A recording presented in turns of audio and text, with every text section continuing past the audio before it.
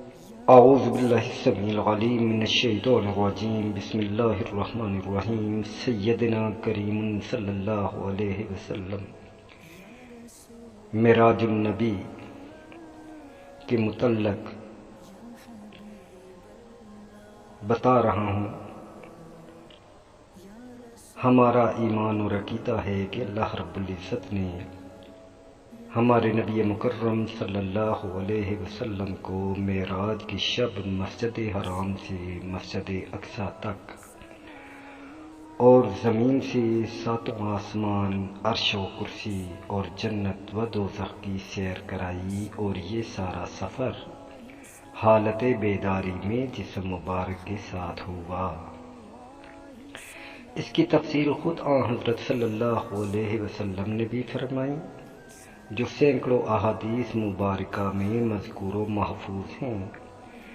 لیکن اس کے علاوہ متعدد مواقع پر خواب میں بھی آپ کو جنت و دوزخ اور کائنات کے مختلف مناظر دکھائے گئے، جن کا تذکرہ احادیث میں خواب کے حوالہ سے موجود ہے، اور یہیں سے کچھ حضرات کو مغالطہ ہوا کہ معراج بھی شاید خواب کا واقعہ ہے، جبکہ اصل بات یہ ہے کہ اس قسم کے خواب کے واقعات بھی ہوئے، اور معراج و اسراء کا معروف واقعہ بیداری کے ساتھ جسمانی طور پر ہوا، اور اسی کو معجزہ کہا جاتا ہے، ورنہ خواب کی بات ہو تو اسے معجزہ کا عنوان دینے کی ضرورت نہیں، اس لیے کہ خواب میں تو ہم بھی خدا جانے کہاں کہاں کی سیر کرتے رہتے ہیں، اور اس میں کوئی معجزاتی بات نہیں ہے۔ بسم اللہ الرحمن الرحیم۔ سبحان الذی اسریٰ بعبدہ لیلا من المسجد الحرام الی المسجد الاقصی الذی بارکنا حولہ لنریہ من آیاتنا انہ ھو السمیع البصیر۔ واقعہ معراج اللہ تعالیٰ کی نشانیوں میں سے ایک نشانی ہے، جو چشم زدن میں بظاہر رونما ہوا، لیکن حقیقت میں اس میں کتنا وقت لگا یہ اللہ تعالیٰ اور اس کے رسول مکرم صلی اللہ علیہ وسلم بہتر جانتے ہیں۔ اللہ تعالیٰ نے اس واقعہ میں اپنے محبوب حبیب لبیب حضرت محمد مصطفیٰ صلی اللہ علیہ وسلم کو اپنی قدرت کاملہ کا مشاہدہ کرایا۔ واقعہ معراج اعلان نبوت کے 10ویں سال اور مدینہ مبارکہ ہجرت سے 1 سال پہلے مکہ میں پیش آیا۔ ماہ رجب کی 27ویں رات ہے۔ اللہ تبارک و تعالیٰ فرشتوں سے ارشاد فرماتا ہے، اے فرشتوں، آج کی رات میری تسبیح بیان کرنا روک دو۔ رات جنت الفردوس کو لباس اور زیور سے آراستہ کرو، میری فرما برداری کی دستار اپنے سر پر باندھ لو۔ اے جبرائیل، میرا یہ پیغام میکائیل کو سنا دو کہ رزق کا پیمانہ ہاتھ سے علیحدہ کر دے۔ اسرافیل سے کہہ دو کہ وہ سور کو کچھ عرصہ کے لیے موقوف کر دے۔ اسرائیل سے کہہ دو کہ کچھ دیر کے لیے روحوں کو قبض کرنے سے ہاتھ اٹھا لے۔ رضوان سے کہہ دو کہ وہ جنت الفردوس کی درجہ بندی کرے۔ مالک سے کہہ دو کہ دوزخ کو تالا لگا دے۔ خلد بری کی روحوں سے کہہ دو کہ آراستہ و پیراستہ ہو جائیں اور جنت کے محلوں کی چھتوں پر صف بستہ کھڑی ہو جائیں۔ مشرق سے مغرب تک جس قدر قبریں ہیں، ان سے عذاب ختم کر دیا جائے۔ آج کی رات شب معراج میرے محبوب حضرت محمد مصطفیٰ صلی اللہ علیہ وسلم کے استقبال کے لیے تیار ہو جاؤ۔ چشم زدن میں عالم بالا کا نقشہ بدل گیا، حکم ربی ہوا، اے جبرائیل، اپنے ساتھ 70,000 فرشتوں کو لے جاؤ۔ حکم الہی سن کر جبرائیل امین علیہ السلام سواری لینے جنت میں جاتے ہیں، اور آپ نے ایسی سواری کا انتخاب کیا جو آج تک کسی شہنشاہ کو بھی میسر نہ ہوئی ہوگی۔ میسر ہونا تو دور کی بات ہے، دیکھی تک نہ ہوگی۔ اس سواری کا نام براق ہے۔ تفسیر روح البیان میں ہے کہ نبی مکرم صلی اللہ علیہ وسلم سے پہلے براق پر کوئی سوار نہیں ہوا۔ ماہ رجب کی 27ویں شب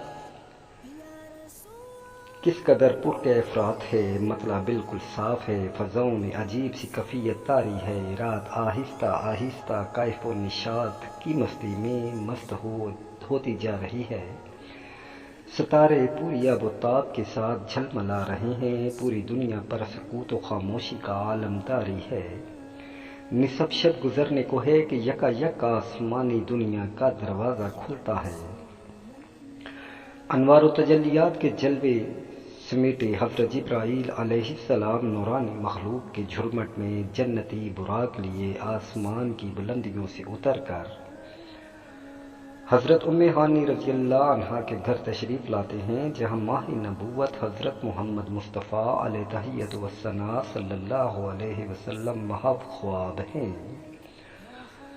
آنکھیں بند کیے دل بیدار لیے آرام فرما رہے ہیں، حضرت جبرائیل امین ہاتھ باندھ کر کھڑے ہیں اور سوچ رہے ہیں کہ اگر آواز دے کر جگایا تو بے ادبی ہو جائے گی، سبحان اللہ، فکر مند ہیں کہ معراج کے دلہا کو کیسے بیدار کیا جائے، اسی وقت حکم ربی ہوا، اے جبرائیل میرے محبوب کے قدموں کو چوم لے تاکہ تیرے لبوں کی ٹھنڈک سے میرے محبوب کی آنکھ کھل جائے، اسی دن کے واسطے میں نے تجھے کافور سے پیدا کیا تھا۔ حکم سنتے ہی جبرائیل امین علیہ السلام آگے بڑھے اور اپنے کافوری ہونٹ محبوب دو عالم صلی اللہ علیہ وسلم کے پائے ناز سے مس کر لیے۔ یہ منظر بھی اس قدر حسین ہوگا جب جبرائیل امین علیہ السلام نے فخر کائنات حضرت محمد مصطفیٰ علیہ تحیت والثناء صلی اللہ علیہ وسلم کے قدموں کو بوسہ دیا۔ حضرت جبرائیل امین علیہ السلام کے ہونٹوں کی ٹھنڈک پا کر حضور صلی اللہ علیہ وسلم بیدار ہوتے ہیں اور دریافت کرتے ہیں، اے جبرائیل کیسے آنا ہوا؟ حضرت جبرائیل عرض کرتے ہیں، یا رسول مکرم صلی اللہ علیہ وسلم، خدائے بزرگ و برتر کی طرف سے بلاوے کا پروانہ لے کر حاضر ہوا ہوں۔ یا رسول مکرم صلی اللہ علیہ وسلم، اللہ تبارک و تعالیٰ آپ کی ملاقات کا مشتاق ہے۔ چنانچہ آپ نے سفر کی تیاری شروع کی۔ اس موقع پر حضرت جبرائیل امین علیہ السلام نے آپ کے سینہ مبارک چاک کیا اور دل کو دھویا۔ حضور مکرم صلی اللہ علیہ وسلم کا ارشاد گرامی ہے کہ میرے پاس ایک آنے والا آیا اور اس نے میرا سینہ چاک کیا، سینہ چاک کرنے کے بعد میرا دل نکالا، پھر میرے پاس سونے کا ایک تشت لایا گیا جو ایمان و حکمت سے لبریز تھا، اس کے بعد میرے دل کو دھویا گیا، پھر وہ ایمان و حکمت سے لبریز ہو گیا، اس قلب کو سینہ اقدس میں اس کی جگہ پر رکھ دیا گیا۔ مسلم شریف میں ہے کہ حضرت جبرائیل علیہ السلام نے سینہ چاک کرنے کے بعد قلب مبارک کو زمزم کے پانی سے دھویا اور سینہ مبارک میں رکھ کر سینہ بند کر دیا۔ حضرت جبرائیل علیہ السلام فرماتے ہیں کہ قلب پر ہر قسم کی کجی سے پاک اور بے عیب ہے، اور اس میں 2 آنکھیں ہیں جو دیکھتی ہیں اور 2 کان ہیں جو سنتے ہیں۔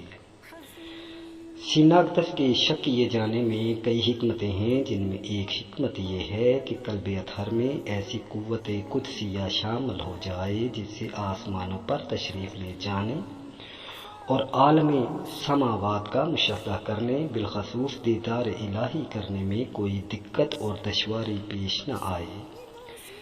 پھر آپ صلی اللہ علیہ وسلم کے سر انور پر عمامہ باندھا گیا۔ علامہ کاشفی رحمۃ اللہ علیہ فرماتے ہیں، شب معراج حضرت محمد مصطفیٰ صلی اللہ علیہ وسلم کو جو عمامہ شریف پہنایا گیا، وہ عمامہ مبارک حضرت آدم علیہ السلام کی پیدائش سے 7000 سال پہلے کا تیار کیا ہوا تھا۔ 40,000 ملائکہ اس کی تعظیم و تکریم کے لیے اس کے ارد گرد کھڑے تھے۔ حضرت جبرائیل علیہ السلام نے سرور کونین حضرت محمد مصطفیٰ صلی اللہ علیہ وسلم کو نور کی ایک چادر پہنائی، زمرد کی نالین مبارک پاؤں میں زیب تن فرمائی، یاقوت کا کمر بند باندھا۔ حضور صلی اللہ علیہ وسلم نے براق کا حلیہ بیان کرتے ہوئے ارشاد فرمایا، سینہ سرخ یاقوت کی مانند چمک رہا تھا، اس کی پشت پر بجلی کوندتی تھی، ٹانگیں سبز زمرد، دم مرجان، سر و اس کی گردن یاقوت سے بنائی گئی تھی، بہشتی زین اس پر کسی ہوئی تھی، جس کے ساتھ سرخ یاقوت کے 2 رکاب آویزاں تھے، اس کی پیشانی پر لا الہ الا اللہ محمد الرسول اللہ صلی اللہ علیہ وسلم لکھا ہوا تھا۔ چند لمحوں کے بعد وہ وقت بھی آ گیا کہ سرور کونین حضرت محمد مصطفیٰ صلی اللہ علیہ وسلم براق پر تشریف فرما ہو گئے۔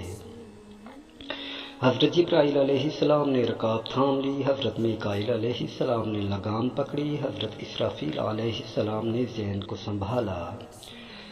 حضرت امام کاشفی رحمۃ اللہ علیہ فرماتے ہیں کہ معراج کی رات 80,000 فرشتے حضور مکرم صلی اللہ علیہ وسلم کے دائیں طرف اور 80,000 فرشتے بائیں جانب تھے۔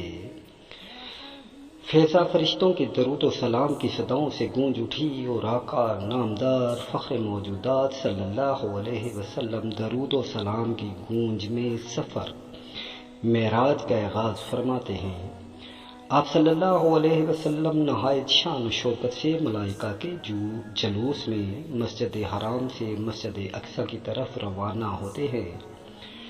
یہ گھڑی کس قدر دل نواز تھی کہ جب مکان سے لامکان تک نور ہی نور پھیلا ہوا تھا، سواری بھی نور تو سوار بھی نور، باراتی بھی نور تو دلہا بھی نور، میزان بھی نور تو مہمان بھی نور، نوریوں کی یہ نوری بارات فلک بوس پہاڑوں بے آب گیاہ ریگستانوں، گھنے جنگلوں، چٹیا میدانوں، سرسبز و شاداب وادیوں پر اور پرخطر ویرانوں پر سے سفر کرتی ہوئی وادی بطحا میں پہنچی، جہاں کھجور کے بے شمار درخت ہیں۔ حضرت جبرائیل علیہ السلام عرض فرماتے ہیں کہ حضور یہاں اتر کر 2 رکعت نفل ادا کیجئے، یہ آپ کی ہجرت کا مدینہ طیبہ ہے۔ نفل کی ادائیگی کے بعد پھر سفر شروع ہوتا ہے۔ راستے میں ایک سرخ ٹیلہ آتا ہے جہاں حضرت موسیٰ علیہ السلام کی قبر ہے۔ حضور نبی مکرم صلی اللہ علیہ وسلم ارشاد فرماتے ہیں کہ معراج کی رات میں سرخ ٹیلے سے گزرا تو میں نے دیکھا کہ وہاں موسیٰ علیہ السلام کی قبر ہے اور وہ اپنی قبر اطہر میں کھڑے ہو کر نماز پڑھ رہے ہیں۔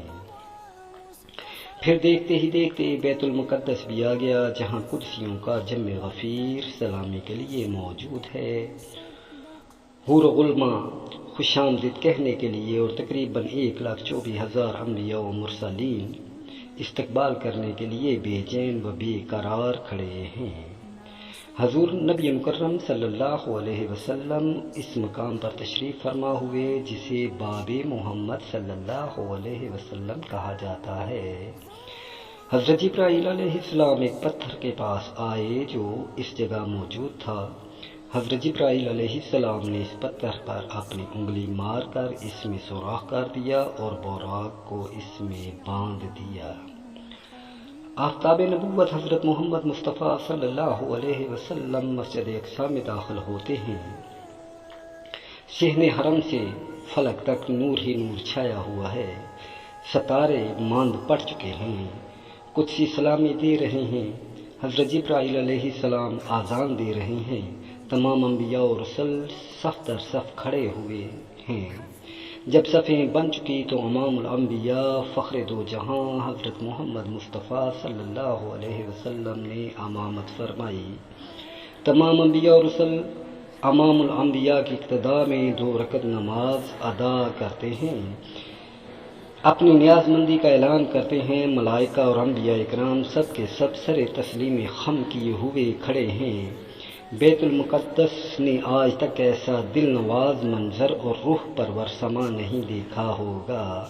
وہاں سے فارغ ہی عظمت و رفعت کے پرچم پھر بلند ہونے شروع ہوتے ہیں۔ درود و سلام سے فضا ایک مرتبہ پھر گونج اٹھتی ہے۔ سرور کونین حضرت محمد مصطفیٰ صلی اللہ علیہ وسلم نور مخلوق کے جھرمٹ میں آسمان کی طرف روانہ ہوتے ہیں۔ حضور صلی اللہ علیہ وسلم فرماتے ہیں، پھر مجھے اوپر لے جایا گیا۔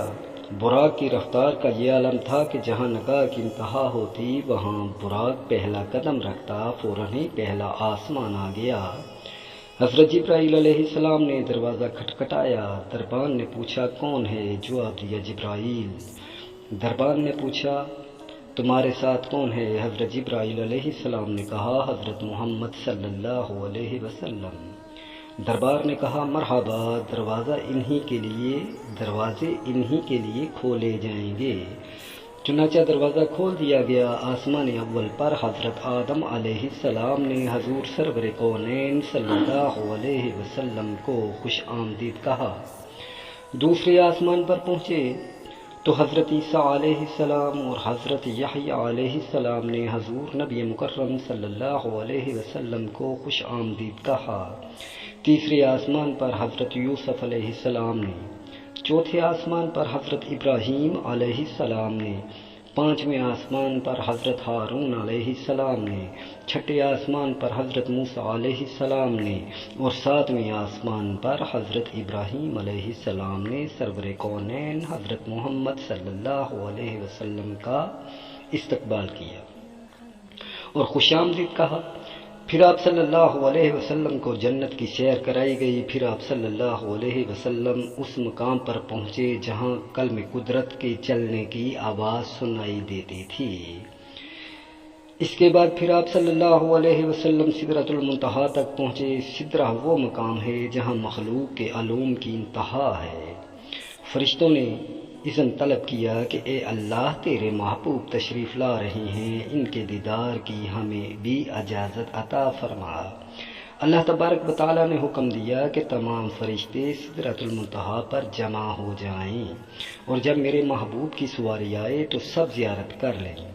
چنانچہ ملائکہ سدرہ پر جمع ہو گئے اور جمال محمد صلی اللہ علیہ وسلم کو دیکھنے کے لیے سدرہ کو ڈھانک لیا۔ اس مقام پر حضرت جبرائیل علیہ السلام رک گئے اور عرض کرنے لگے، یا رسول مکرم صلی اللہ علیہ وسلم، ہم سب کے لیے ایک جگہ مقرر ہے، اگر میں ایک بال بھی آگے بڑھوں گا تو اللہ تبارک و تعالیٰ کے انوار و تجلیات میرے پروں کو جلا کر رکھ دیں گے۔ یہ میرے مقام کی انتہا ہے۔ حضور صلی اللہ علیہ وسلم کی رفعت و عظمت کا اندازہ لگائیے کہ جہاں شہباز سدرہ کے بازو تھک جائیں اور روح الامین کی حد ختم ہو جائے، وہاں حضور نبی مکرم صلی اللہ علیہ وسلم کی پرواز شروع ہوتی ہے۔ اس موقع پر حضور صلی اللہ علیہ وسلم ارشاد فرماتے ہیں، اے جبرائیل کوئی حاجت ہو تو بتاؤ۔ حضرت جبرائیل علیہ السلام نے عرض کی، حضور صلی اللہ علیہ وسلم یہ مانگنا چاہتا ہوں کہ قیامت کے دن پل صراط پر آپ کی امت کے لیے بازو پھیلا سکوں تاکہ حضور صلی اللہ علیہ وسلم کا ایک ایک غلام آسانی کے ساتھ پل صراط سے گزر جائے۔ حضور تاجدار نبی مکرم صلی اللہ علیہ وسلم جبرائیل امین کو چھوڑ کر تنہا انوار و تجلیات کی منازل طے کرتے گئے۔ محب دنیا میں ہے کہ جب حضور صلی اللہ علیہ وسلم عرش کے قریب پہنچے تو آگے حجابات ہی حجابات تھے، تمام پردے اٹھا دیے گئے۔ اس واقعہ کو قرآن مجید اس طرح بیان فرماتا ہے، سورہ نجم میں ہے، پھر اس جلوہ حسن نے اپنے ظہور کا ارادہ فرمایا اور وہ محمد صلی اللہ علیہ وسلم شب معراج عالم مکان کے سب سے اونچے کنارے پر تھے، یعنی عالم خلق کی انتہا پر تھے۔ اس آیت کی تفسیر میں مفسر قرآن حضرت امام رازی رحمۃ اللہ علیہ فرماتے ہیں کہ سرور دو عالم حضرت محمد مصطفیٰ صلی اللہ علیہ وسلم شب معراج آسمان برین کے بلند کناروں پر پہنچے تو تجلی الہی متوجہ نمائش ہوئی۔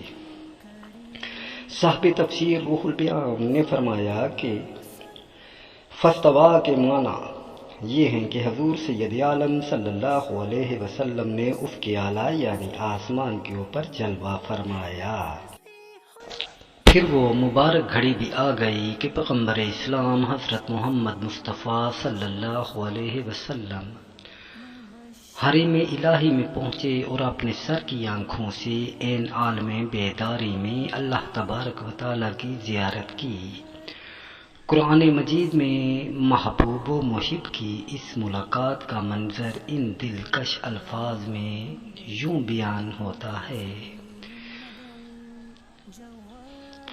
سورہ النجم آیت 8 نمبر اور 9 میں، پھر وہ رب العزت اپنے حبیب محمد صلی اللہ علیہ وسلم سے قریب ہوا، پھر اور زیادہ قریب ہو گیا، پھر جلوہ حق اور حبیب مکرم صلی اللہ علیہ وسلم میں صرف 2 کمانوں کی مقدار فاصلہ رہ گیا، یا انتہائی قرب میں اس سے بھی کم ہو گیا۔ صاحب روح البیان فرماتے ہیں کہ حضور مکرم صلی اللہ علیہ وسلم اللہ تعالیٰ کے قرب سے مشرف ہوئے، یا یہ کہ اللہ تعالیٰ نے اپنے حبیب کو اپنے قرب سے نوازا۔ جب حضور سرور کونین صلی اللہ علیہ وسلم بارگاہ الہی میں پہنچے تو ارشاد فرمایا سورہ نجم آیت 10 میں، پس اس خاص مقام قرب و وصال پر اس اللہ نے اپنے عبد محبوب کی طرف وحی فرمائی جو بھی وحی فرمائی۔ حضرت امام جعفر صادق رضی اللہ عنہ فرماتے ہیں کہ یہ وحی اللہ تعالیٰ نے براہ راست اپنے محبوب کو ارشاد فرمائی، درمیان میں کوئی وسیلہ نہ تھا۔ پھر راز و نیاز کی گفتگو ہوئی، اسرار و رموز سے آگاہی فرمائی جسے اللہ تعالیٰ نے تمام مخلوق سے پوشیدہ رکھا۔ اس گفتگو کا علم اللہ تعالیٰ اور حضور صلی اللہ علیہ وسلم کو ہی ہے۔ سورہ نجم آیت 11 میں یوں ارشاد ہوتا ہے، ان کے دل نے اس کے خلاف نہیں جانا جو ان کی آنکھوں نے دیکھا۔ اس آیت مبارکہ میں حضور صلی اللہ علیہ وسلم کہ قلب انور کی عظمت کا بیان ہے کہ شب معراج آپ صلی اللہ علیہ وسلم کی مقدس آنکھوں نے انوار و تجلیات اور برکات الہی دیکھے، حتیٰ کہ اللہ تبارک و تعالیٰ کے دیدار پر انوار سے مشرف ہوئے تو آنکھ نے جو دیکھا دل نے بھی اس کی تصدیق کی، یعنی آنکھ سے دیکھا اور دل نے گواہی دی، اور اس دیکھنے میں شک و تردد اور وہم نے راہ نہ پائی۔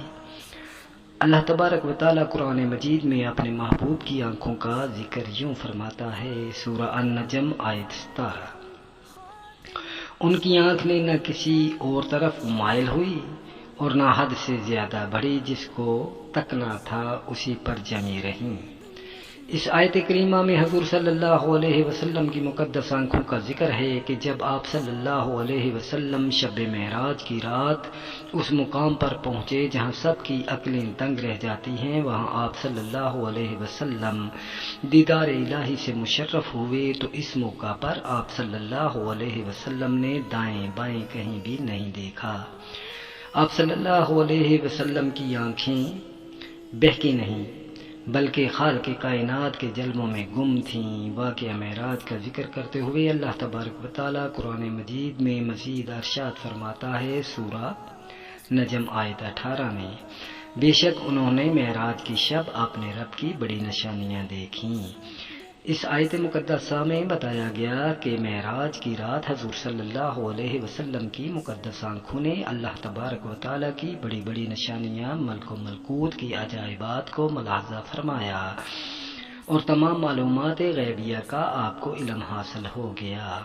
رسول مکرم صلی اللہ علیہ وسلم نے ارشاد فرمایا، میں نے اپنے رب کو حسین صورت میں دیکھا، پھر اس نے میرے دونوں کندھوں کے درمیان اپنا ید قدرت رکھا، اس سے میں نے اپنے سینہ میں ٹھنڈک پائی اور زمین و آسمان کی ہر چیز کو جان لیا۔ اسی طرح دوسری جگہ پہ ارشاد ہوتا ہے کہ میں نے اپنے رب کو اپنی آنکھ اور اپنے دل سے دیکھا۔ دیدار الہی کا ذکر ایک اور حدیث میں اس طرح فرمایا، میرے رب نے مجھ سے کلام فرمایا اور میں نے اپنے پروردگار کو اپنے سر کی آنکھوں سے دیکھا اور اس نے میری طرف وحی فرمائی۔ حضور صلی اللہ علیہ وسلم کے صحابہ اکرام میں سے حضرت انس بن مالک رضی اللہ عنہ اور حضرت حسن رضی اللہ عنہ فرماتے ہیں کہ شب معراج حضور صلی اللہ علیہ وسلم نے اپنے سر کی آنکھوں سے اللہ تبارک و تعالیٰ کی ذات کا مشاہدہ فرمایا۔ حضرت ابن عباس رضی اللہ عنہ فرماتے ہیں کہ اللہ تبارک و تعالیٰ نے حضرت ابراہیم علیہ السلام کو خلیل، موسیٰ علیہ السلام کو کلام اور حضرت سید المرسلین صلی اللہ علیہ وسلم کو اپنے دیدار کا اعزاز بخشا۔ حضرت امام احمد رضی اللہ عنہ نے فرمایا کہ میں حضرت ابن عباس رضی اللہ عنہ کا قائل ہوں کہ حضور صلی اللہ علیہ وسلم نے اپنے رب کو دیکھا۔ حضرت خواجہ حسن بصری رضی اللہ عنہ قسم کھاتے ہیں کہ حضور صلی اللہ علیہ وسلم نے شب معراج اللہ تبارک و تعالیٰ کو ہی دیکھا۔ فخر دو عالم حضرت محمد صلی اللہ علیہ وسلم کو شب معراج اللہ تبارک و تعالیٰ نے 3 تحفے عطا فرمائے۔ پہلا سورہ بقرہ کی آخری 3 آیتیں جن میں اسلامی عقائد، ایمان کی تکمیل اور مصیبتوں کے ختم ہونے کی خوشخبری دی گئی ہے۔ دوسرا تحفہ یہ دیا کہ امت محمدیہ صلی اللہ علیہ وسلم میں جو شرک نہ کرے گا وہ ضرور بخشا جائے گا۔ اسی طرح تیسرا تحفہ یہ ہے کہ امت پر 50 نمازیں فرض ہو گئیں۔ اس طرح اللہ تبارک و تعالیٰ کی طرف سے ان تینوں انعامات و تحائف کو لے کر اور جلوہ الہی سے سرفراز ہو کر عرش و کرسی، لوح و قلم، جنت و دوزخ، عجائب و غرائب، اسرار و رموز کی بڑی بڑی نشانیوں کا مشاہدہ فرمانے کے بعد جب پیارے نبی مکرم صلی اللہ علیہ وسلم واپسی کے لیے روانہ ہوئے تو چھٹے آسمان پر حضرت موسیٰ علیہ السلام نے دریافت کیا کیا عطا ہوا ہے۔ حضور صلی اللہ علیہ وسلم نے امت پر 50 نمازوں کی فرضیت کا ذکر فرمایا۔ حضرت موسیٰ علیہ السلام نے کہا، اے اللہ کے نبی، میں نے اپنی قوم بنی اسرائیل پر خوب تجربہ کیا ہے، آپ کی امت یہ بار نہ اٹھا سکے گی، آپ واپس آئیے اور نماز میں کمی کرائیے۔ حضور صلی اللہ علیہ وسلم پھر تشریف لے گئے اور 10 نمازیں کم کرا لیں۔ پھر ملاقات ہوئی اور موسیٰ علیہ السلام نے پھر کم کرانے کے لیے کہا۔ حضور صلی اللہ علیہ وسلم پھر بارگاہ الہی میں پہنچے، 10 نمازیں کم کرا لیں۔ حضرت موسیٰ علیہ السلام کے مشوروں سے بار بار مہمان عرش نے بارگاہ رب العزت میں نماز میں کمی کی التجا کی۔ کم ہوتے ہوتے 5 وقت کی نماز رہ گئی۔ اس موقع پر اللہ تبارک و تعالیٰ نے ارشاد فرمایا، اے محبوب، ہم اپنی بات بدلتے نہیں، اگرچہ نمازیں تعداد میں 5 وقت کی ہیں مگر ان کا ثواب 10 گنا دیا جائے گا۔ میں آپ کی امت کو 5 وقت کی نماز پر 50 وقت کی نمازوں کا ثواب دوں گا۔ تفسیر ابن کثیر میں ہے کہ حضور صلی اللہ علیہ وسلم براق پر تشریف فرما ہوئے اور رات کی تاریکی میں مکہ معظمہ واپس تشریف لائے۔ اس واقعہ میں اللہ تبارک و تعالیٰ کی قدرت کی بڑی بڑی نشانیاں موجود ہیں۔ یہ ساری کائنات جو کہ کارخانہ قدرت ہے اور اس کارخانہ عالم کا مالک حقیقی اللہ تبارک و تعالیٰ ہے۔ جب اللہ تبارک و تعالیٰ نے اپنے محبوب پیغمبر کو اپنی قدرت کی نشانیاں دکھانے کے لیے بلوایا تو اس میں کتنا وقت لگا اس کا اندازہ ہم نہیں لگا سکتے۔ اللہ تبارک و تعالیٰ جو ہر شے پر قدرت رکھنے والا ہے، ان اللہ علی کل شیء قدیر، اللہ رب العزت نے اس کارخانہ عالم کو یکدم بند کر دیا سوائے اپنے محبوب صلی اللہ علیہ وسلم اور ان چیزوں کے جنہیں حضور صلی اللہ علیہ وسلم نے متحرک پایا۔ باقی تمام کائنات کو ٹھہرا دیا گیا، چاند اپنی جگہ ٹھہر گیا، سورج اپنی جگہ رک گیا، حرارت اور ٹھنڈک اپنی جگہ ٹھہر گئی۔ حضور صلی اللہ علیہ وسلم کے بستر مبارک کی حرارت اپنی جگہ قائم رہی۔ حجرہ مبارک کی زنجیر ہلتے ہوئے جس جگہ پہنچی تھی وہیں رک گئی۔ جو سویا تھا سوتا رہ گیا، جو بیٹھا تھا بیٹھا رہ گیا، غرض یہ کہ زمانے کی حرکت بند ہو گئی۔ جب سرکار دو عالم صلی اللہ علیہ وسلم راتوں رات ایک طویل سفر کر کے زمین پر تشریف لائے تو کارخانہ عالم بے حکم الہی پھر چلنے لگا۔ ہر شے اثر 9 مراحل کو طے کرنے لگی، چاند سورج اپنی اپنی منازل طے کرنے لگے، حرارت و ٹھنڈک اپنے درجات طے کرنے لگی۔ غرض یہ کہ جو جو چیزیں سکون میں آ گئی تھی مائل بحرکت ہونے لگیں۔ بستر مبارک کی حرارت اپنے درجات طے کرنے لگی، حجرہ مبارک کی زنجیر ہلنے لگی، کائنات میں نہ کوئی تغیر آیا اور نہ ہی کسی کو احساس تک ہوا۔ حضور سرور کونین صلی اللہ علیہ وسلم نے صبح ہوتے ہی اس واقعہ کا ذکر اپنے چچا زاد بہن ام ہانی سے فرمایا۔ انہوں نے عرض کی کہ قریش سے اس کا تذکرہ نہ کیا جائے، لوگ انکار کریں گے۔ آپ صلی اللہ علیہ وسلم نے فرمایا، میں حق بات ضرور کروں گا، میرا رب سچا ہے اور جو کچھ میں نے دیکھا وہی سچ ہے۔ صبح ہوئی تو آپ صلی اللہ علیہ وسلم خانہ کعبہ میں تشریف لائے۔ خانہ کعبہ کے آس پاس قریش کے بڑے بڑے رؤساء جمع تھے۔ آپ صلی اللہ علیہ وسلم مقام حجر میں بیٹھ گئے اور لوگوں کو مخاطب کر کے واقعہ معراج بیان فرمایا۔ مخبر صادق حضرت محمد صلی اللہ علیہ وسلم کے تذکرہ کو سن کر کفار مشرکین ہنسنے لگے اور مذاق اڑانے لگے۔ ابو جہل بولا، کیا یہ بات آپ پوری قوم کے سامنے کہنے کے لیے تیار ہیں؟ آپ صلی اللہ علیہ وسلم نے فرمایا، بے شک ابو جہل نے کفار مکہ کو بلایا اور جب تمام قبائل جمع ہو گئے تو حضور صلی اللہ علیہ وسلم نے سارا واقعہ بیان فرمایا۔ کفار واقعہ سن کر تالیاں بجانے لگے اور اللہ تبارک و تعالیٰ کے محبوب کا مذاق اڑانے لگے۔ ان قبائل میں شام کے تاجر بھی تھے، انہوں نے بیت المقدس کو کئی بار دیکھا تھا۔ انہوں نے حضور صلی اللہ علیہ وسلم سے کہا، ہمیں معلوم ہے کہ آپ آج تک بیت المقدس نہیں گئے، بتائیے اس کے ستون اور دیوار کتنے ہیں؟ حضور صلی اللہ علیہ وسلم ارشاد فرماتے ہیں کہ یکا یک بیت المقدس کی پوری عمارت میرے سامنے آ گئی۔ وہ جو سوال کرتے تھے میں جواب دیتا جاتا تھا، مگر پھر بھی انہوں نے اس واقعہ کو سچا نہ مانا۔ حضور صلی اللہ علیہ وسلم مسجد اقصی کے بارے میں جواب دے چکے تو کفار مکہ حیران ہو کر کہنے لگے، مسجد اقصی کا نقشہ تو آپ نے ٹھیک ٹھیک بتا دیا، لیکن ذرا یہ بتائیے کہ مسجد اقصی جاتے یا آتے ہوئے ہمارا قافلہ آپ کو راستے میں ملا ہے یا نہیں؟ حضور صلی اللہ علیہ وسلم نے ارشاد فرمایا کہ ایک قافلہ مقام روحا پر گزرا، ان کا ایک اونٹ گم ہو گیا، وہ لوگ اسے تلاش کر رہے تھے اور ان کے پالان میں پانی کا بھرا ہوا ایک پیالہ رکھا ہوا تھا۔ مجھے پیاس لگی تو میں نے پیالہ اٹھا کر اس کا پانی پی لیا، پھر اس کی جگہ اس کو ویسے ہی رکھ دیا جیسے وہ رکھا ہوا تھا۔ پھر جب وہ لوگ آئیں تو ان سے دریافت کرنا کہ جب وہ اپنا گم شدہ اونٹ تلاش کر کے پالان کی طرف واپس آئے تو کیا انہوں نے اس پیالہ میں پانی پایا تھا یا نہیں؟ انہوں نے کہا، ہاں ٹھیک ہے، یہ بہت بڑی نشانی ہے۔ پھر حضور صلی اللہ علیہ وسلم نے فرمایا کہ میں فلاں قافلے پر بھی گزرا، 2 آدمی مقام ذی طوا میں ایک اونٹ پر سوار تھے، ان کا اونٹ میری وجہ سے بدک کر بھاگ گیا اور وہ دونوں سوار گر پڑے، ان میں فلاں شخص کا ہاتھ ٹوٹ گیا، جب وہ آئیں تو ان سے یہ بات پوچھ لینا۔ انہوں نے کہا، اچھا، یہ دوسری نشانی ہوئی۔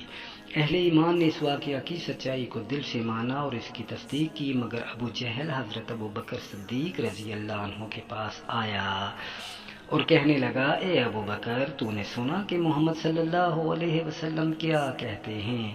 کیا یہ بات تسلیم کی جا سکتی ہے کہ رات کو وہ بیت المقدس گئے اور آسمان کا سفر طے کر کے آگے بھی گئے؟ حضرت ابو بکر صدیق رضی اللہ عنہ فرمانے لگے، اگر میرے آقا محمد صلی اللہ علیہ وسلم نے فرمایا تو ضرور سچ فرمایا ہے، کیونکہ ان کی زبان پر جھوٹ نہیں آ سکتا۔ سبحان اللہ، میں اپنے نبی صلی اللہ علیہ وسلم کی سچائی پر ایمان لاتا ہوں۔ کفار بولے، ابو بکر تم کھلم کھلا ایسی خلاف عقل بات کیوں صحیح سمجھتے ہو؟ اس عاشق صادق نے جواب دیا، میں تو اس سے بھی زیادہ خلاف عقل بات پر یقین رکھتا ہوں، یعنی باری تعالیٰ پر۔ اسی دن سے حضرت ابو بکر صدیق رضی اللہ عنہ کو دربار نبوت سے صدیق کا لقب ملا۔ سبحان اللہ۔ الغرض اس تمام احادیث، قرآن کی آیات اور ترجمے سے یہ ثابت ہوتا ہے کہ ہمارے کریم آقا صلی اللہ علیہ وسلم معراج شریف پر بذات خود آپ نے جسمی اطہر کے ساتھ گئے. آپ نے اللہ تبارک و تعالیٰ کی زیارت فرمائی اور بہت قریب سے زیارت فرمائی. تو اللہ تبارک و تعالیٰ ہمیں پیارے کریم آقا و مولا صلی اللہ علیہ وسلم سے سچی محبت کرنے کی توفیق عطا فرمائے. آمین. السلام علیکم ورحمۃ اللہ وبرکاتہ.